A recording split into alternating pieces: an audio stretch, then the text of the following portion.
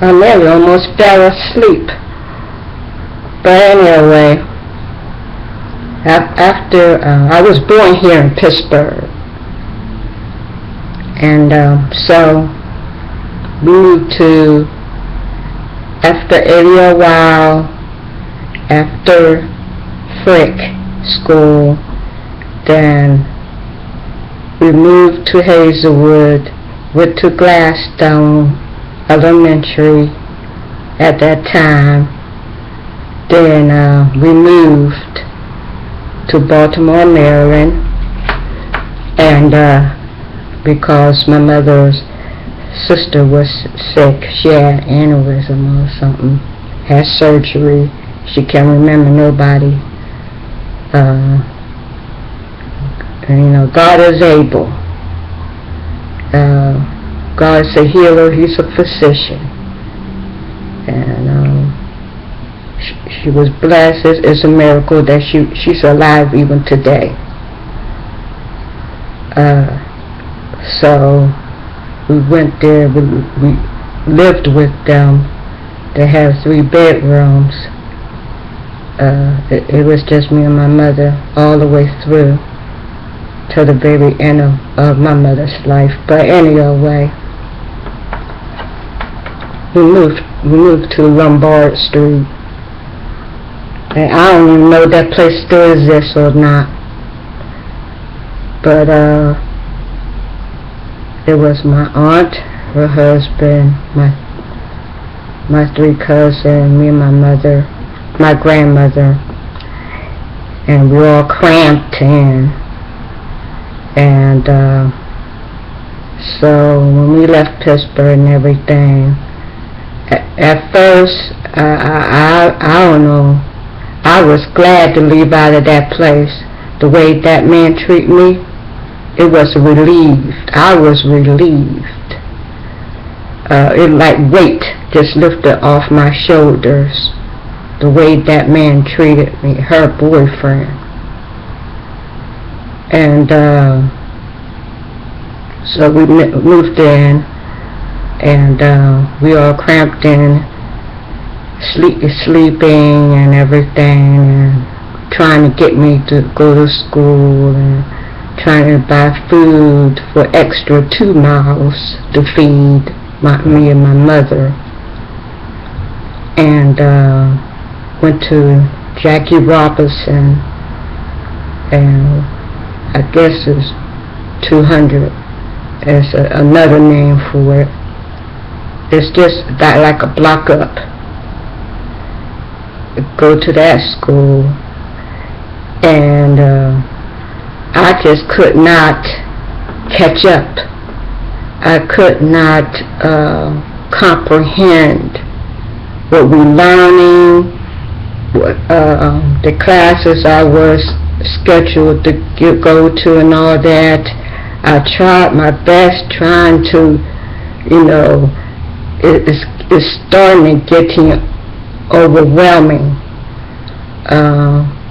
because since I was,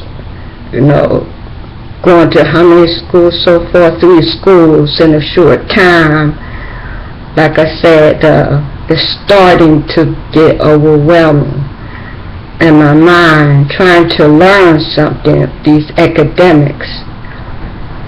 And, right now, I just could have just given up.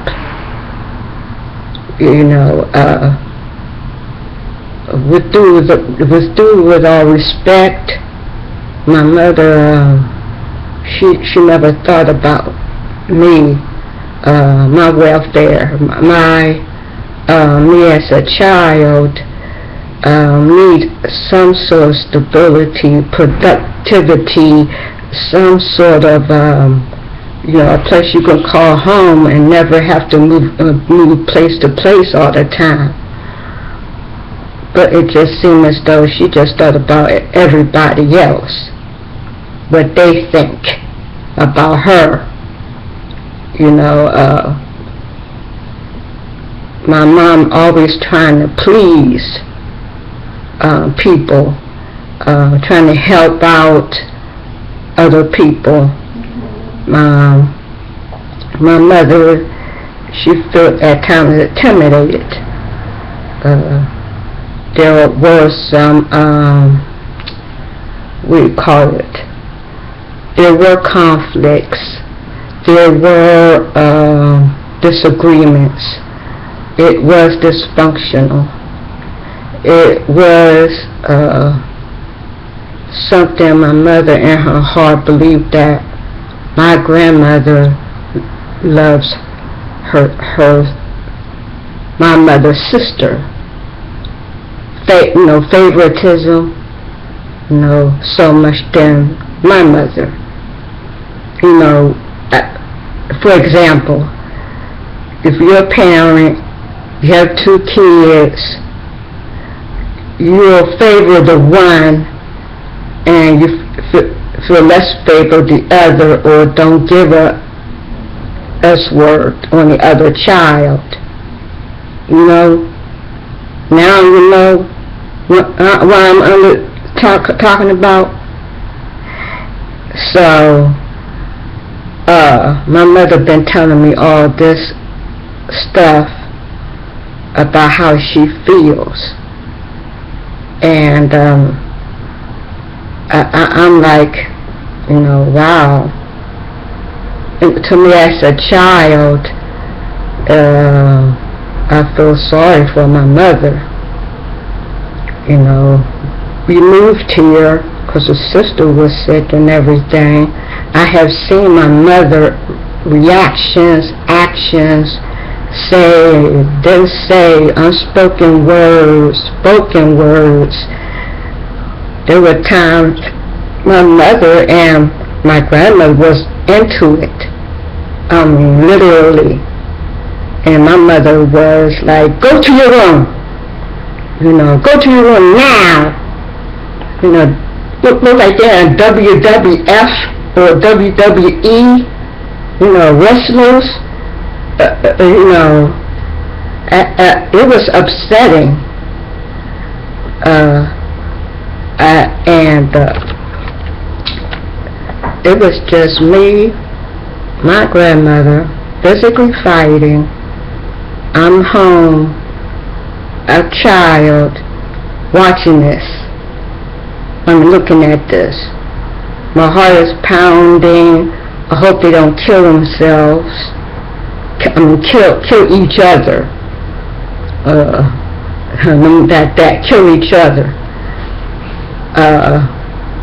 They drink, they smoke, they don't do drugs or anything else. They just drink beer, have Bacardi, have Bacardi rum, have Milwaukee beer, smoke at times. That nicotine sometimes can be addictive, and sometimes trying to calm the nerves.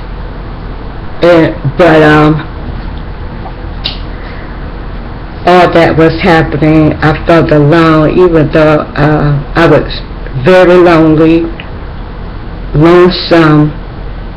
I felt as though that an outcast. I felt that nobody don't want to even say hi to me.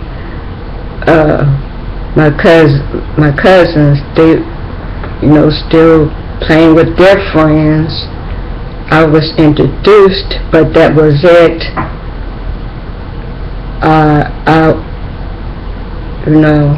You figure in my mind, you have your cousins there and stuff like that, and I don't know. All of a sudden, I just don't speak to them no more. We live next door to them. First, when we moved to Baltimore, we was living with them. And we was like, at night, sneaking downstairs, cooking one of those wieners, blood sausages. They bleed when you turn red when you boil them. One of those sausages. I think they're called blood sausages. We had those. We sneaked downstairs in the refrigerator because my cousin, my aunt, she's a soldier, a warrior. She has been armed in her mind, not literally, with a weapon that, who's downstairs? Who's in the refrigerator? She hangs around in the kitchen, trying to prevent, us from eating. We're going to eat. Oh, let me fix it for you. Blah, blah, blah, blah, blah, blah, blah, blah. Wait till tomorrow. It's getting late. Don't you gotta go to school tomorrow? Go on back upstairs. Now, she tell her kids that, But my mother is there. And I get what I want. But she tell her own kids that. And so we snuck some food and everything underneath the bed, underneath the sheets. We had Spam sandwiches, we had wiener sandwiches, we had a whole lot of junk stuff, this and that. My cousin, she talks in her sleep. She talks in her sleep. She nearly almost hit me at times. I'm like, this girl, she don't snore, she just talks. And whatever she was talking about, it was loud and clear, very, very crystal clear. If I had the tape recorder, that's what she's dreaming about. I could hear her talking, speaking in her sleep. Sometimes it could be humorous, but sometimes it could be very, very unpleasant. Especially you're married, you had an affair, and you talking in your sleep, and you taping this, and it's gonna come to question. Now, who is this Joe, or Mo, or Jack, or who's this? And you had this thing of talking in your sleep. I mean, you were just young then, but you grow up and still talking in your sleep. And you have skeletons in your closet. It's going to come out one way or the other. So anyway, one funny thing, me and my mother were sharing a bed. I knocked my mother out of the bed. I guess it was an accident. But anyway, my mother fell out the bed. And my foot ended up in somebody's mouth. Like I said, it was crammed up, and it was time to go to school, and the Little Rascals was on. It comes on, I think, around by 5:30, 6 o'clock. Then Good Times comes on, the TV show, JJ, Dynamite, stuff like that. And so watching the Little Rascals and everything, getting ready for school and all that. And like I said, then after that, went to another school, still in Baltimore, Maryland. Went to Calverton Junior High, I think. And they had street names in the hallways of which way to go. And it was all black schools. Now, in that age, you're starting to realize something. I was in the auditorium. I saw nothing but black folks, black children. And suddenly, let me tell you, I didn't like it. I don't like to be in all black. I like to see the color of a rainbow. I do not like to be in the dark. So, yeah, it's like, you know, if it was dark in the auditorium, you wouldn't see who done it.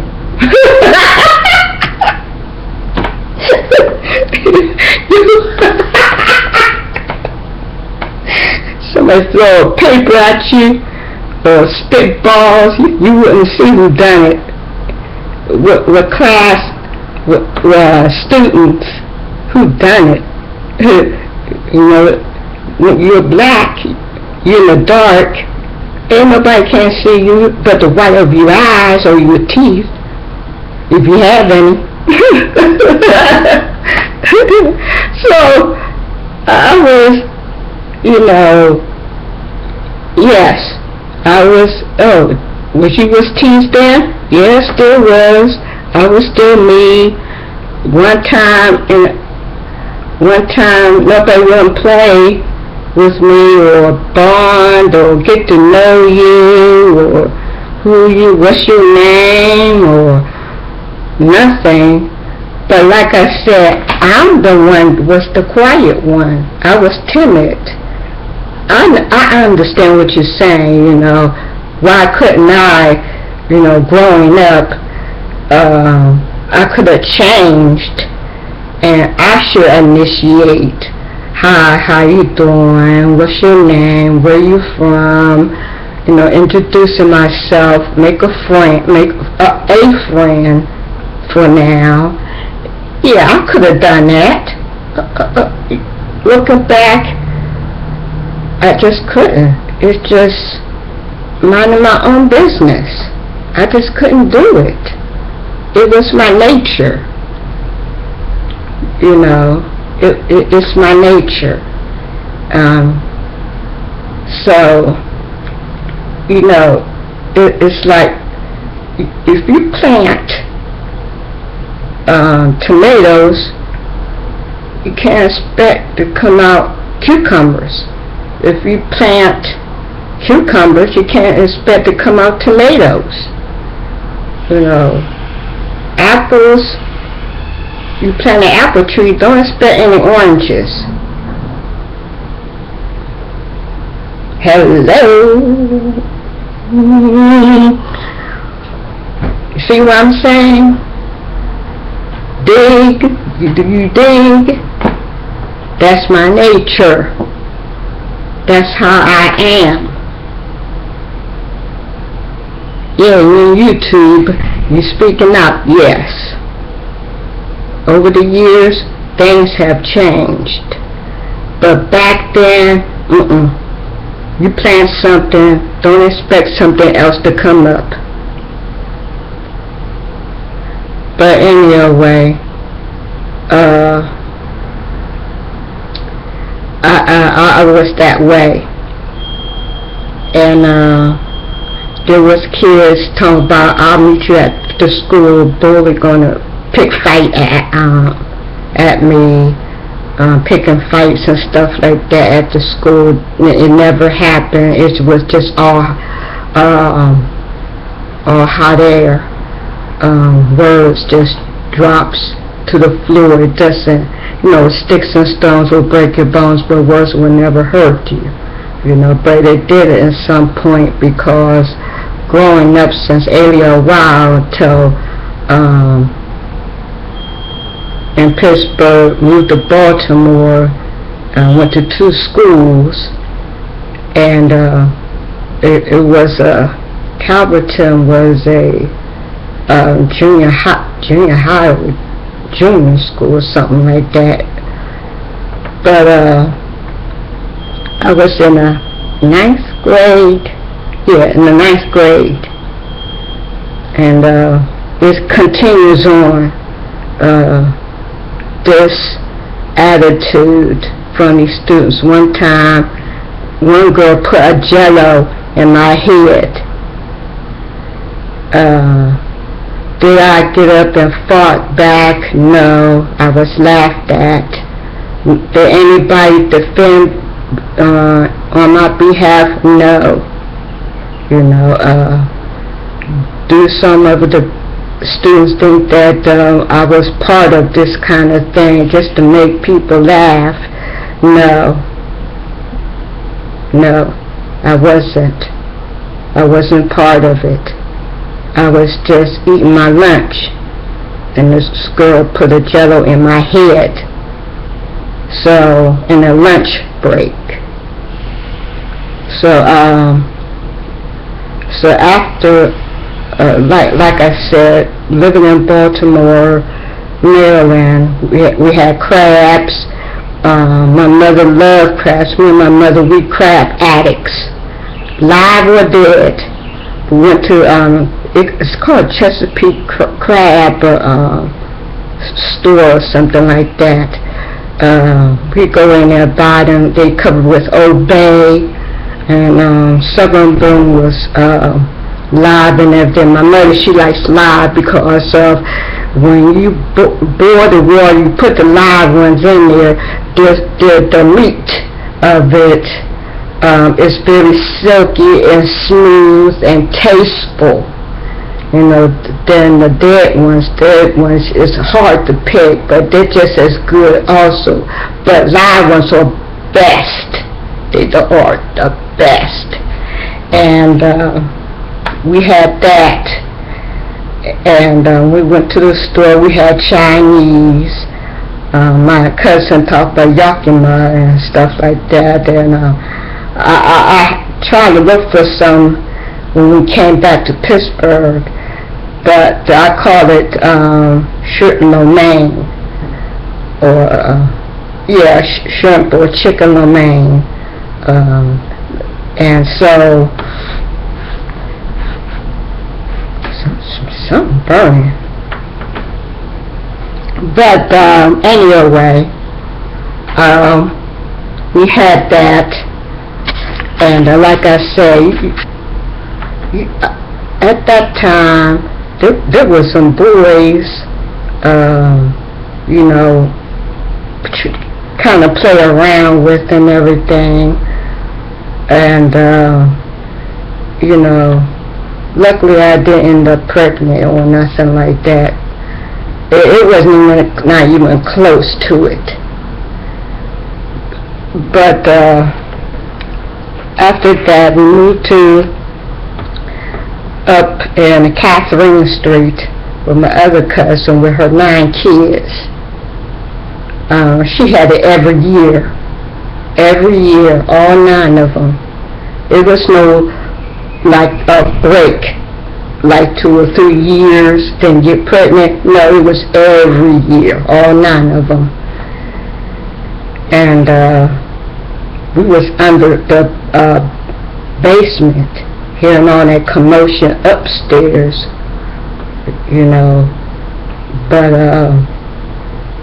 we were poor. We were never rich, wealthy, no, nothing. Capital N, capital. Let me put this to you. P.O. The O.R. back there somewhere. We was under my cousin's basement, me and my mother, till my mother found a place. So she finally found a place, and we moved to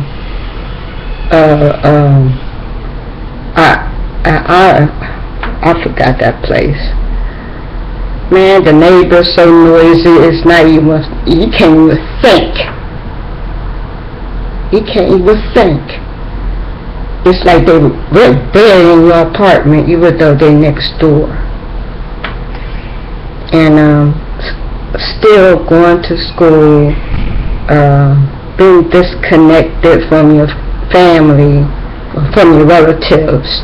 I'll put it to you that way, from your relatives.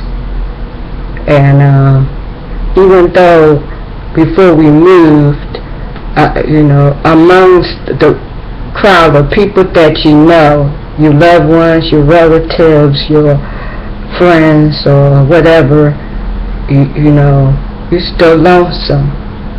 You're still lonely. You know, that's how I felt. But I was still hanging on.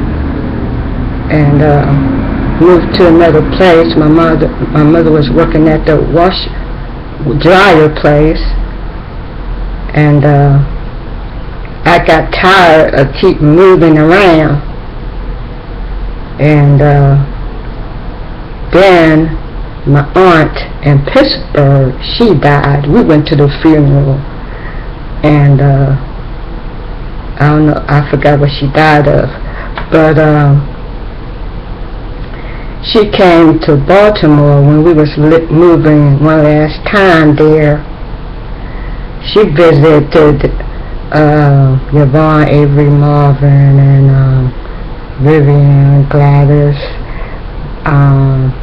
Grandma Pat. She visited some few places, but she didn't visit me and my mother at all. And that was the time. It was the last time we was going to see her before she died. And me and my mother, we were upset about it, that we was left out. But for some reason, some of them must have known where we lived at, and said, "Did you stop by and see Yvette and you know, Betty Lou?" My mother's name was Betty Lou. You know, did anybody mention it at all before she died? I think she knew that her time was up and she wanted to see her family one last time. I didn't see her for the last time, not even my mother, and we was left out. I don't know whether it's intentionally but I don't believe it was intentionally. I think she went to West Virginia, I think. I'm not sure, but it's a shame. It's a shame.